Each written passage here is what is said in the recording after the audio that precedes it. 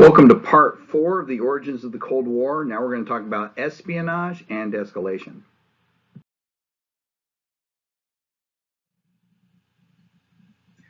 A key component of the Cold War was the use of spies and espionage, right? Matter of fact, there's so many different stories on this that you could probably make an entire course on just Cold War espionage, but that's hardly the place here. So I'll use one example just to kind of demonstrate it to you, and then we'll move on. I'm going to talk about the development of the atomic bomb, right? It's going to be a good demonstration that the KGB was truly great at running spies throughout the Cold War. And then you had other organizations which were pretty good as well, MI6, and then you had the CIA, which is learning as it goes, right? But KGB is going to infiltrate the Manhattan Project pretty much from the beginning. The British development of the bomb is going to begin with a bunch of research being done in England called the Maud Commission, M-A-U-D. It's an acronym that's actually also happens to be the name of the wife of the guy that came up with the acronym.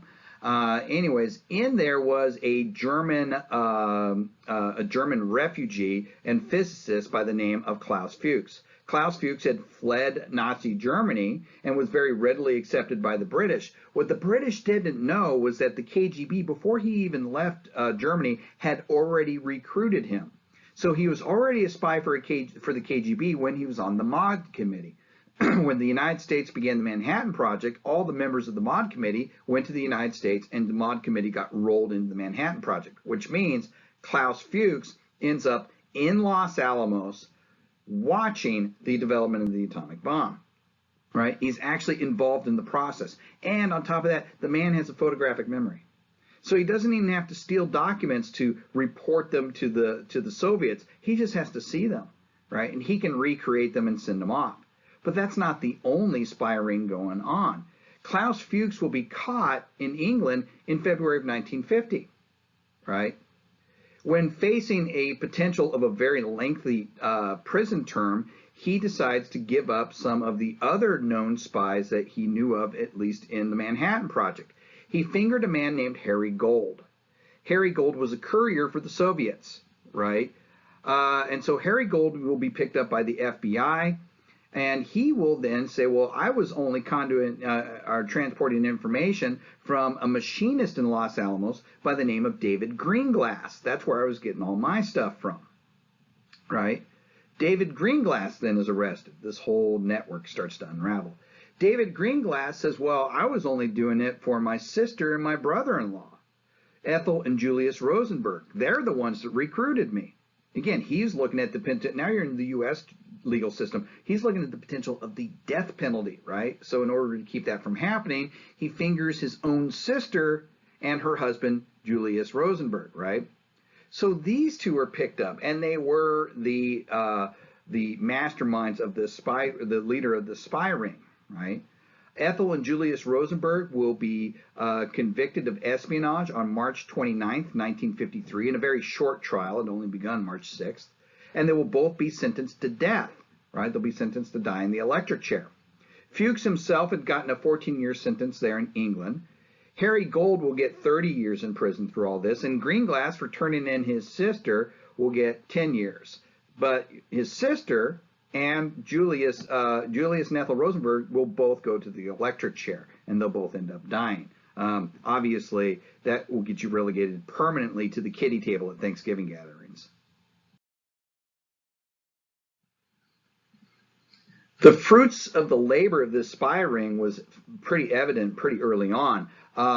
The scientists in the United States said it would take 5, maybe 8 years for the Soviets to develop an atomic bomb of their own. So they were thinking 1950 at the earliest, probably more like 1953. So you can imagine their shock when on August 29th, 1947, the Soviets are going to detonate their first atomic bomb.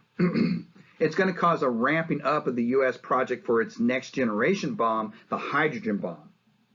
An atomic bomb works by splitting an atom, right?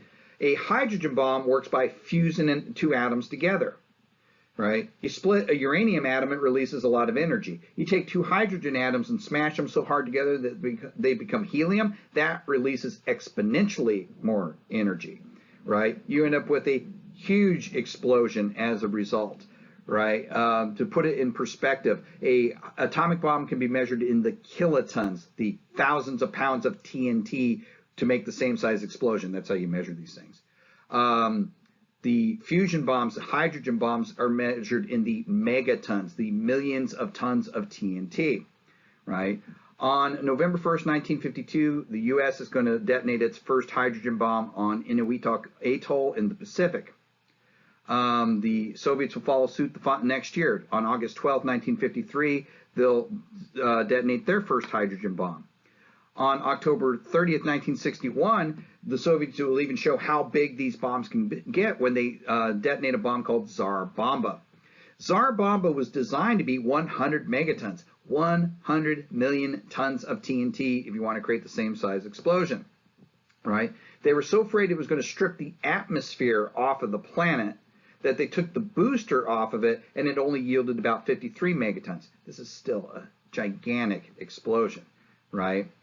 The blast was so powerful that the aircraft that dropped it was already 2 miles away was sent into a spiral and dropped 30,000 feet in altitude before the pilot could correct it. It almost crashed, right?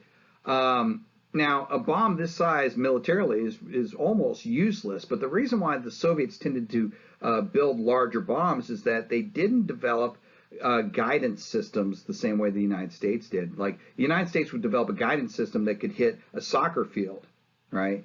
Today, they can even hit a golf ball on a soccer field.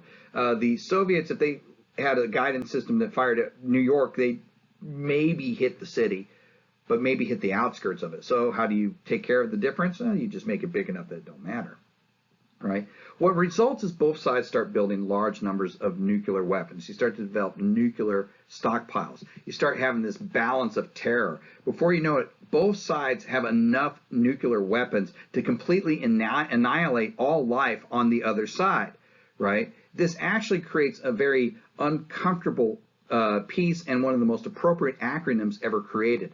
Mutually assured destruction. Both sides have enough power, nuclear power, to destroy the other entirely, and so if one launches, the other one launches, everybody dies, nobody wins, because one of the conditions of victory is surviving, being there when it's over. This is an appropriate acronym, mutually assured destruction. It truly is mad.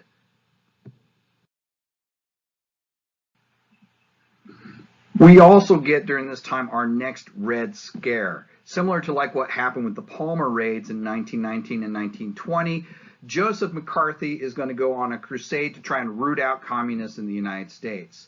In Wheeling, West Virginia, on February 9th, 1950, he is going to launch his campaign by claiming that he knows of 205 card-carrying communists in the U.S. State Department. When on February 20th, the Senate asks him to justify those numbers, he is a senator, by the way, he's going to point out 81 very flimsy cases. But it's enough to convince the Senate to allow him to have a committee of his own, and he begins trying to root these communists out. He's going to call all kinds of different people to come testify.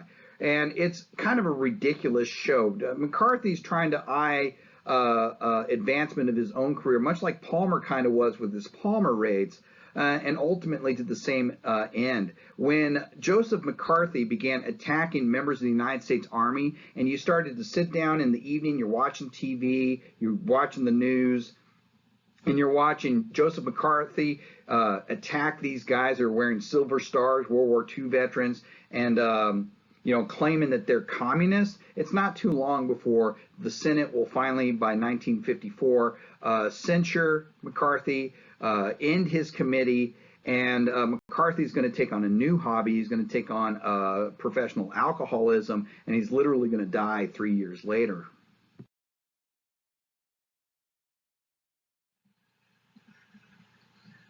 So with all of this continued buildup, finally in April of 1950, the National Security Council, remember that was that organization that was created by the National Security Act, right, is going to issue what is effectively the game plan to win the Cold War. It's called NSC 68, and it called for a permanent standing army. For the, historically, the United States has always reduced its army very small after the wars are over and have quickly built them back up. This is no longer a possibility in the Cold War. You always have to have a battle-ready army. It's something we still maintain to this day.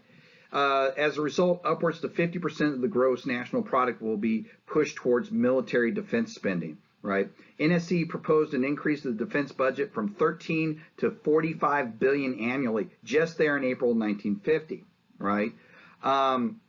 Military expenditures, even still to this day, are still a large part, even though it's no longer the largest part. It is a large part of the U.S. budget. Now, it's a good thing probably that this happened, because 2 months after the approval of NSC 68, we are going to have the first of many proxy wars in the Cold War, and that is going to be the battle in Korea.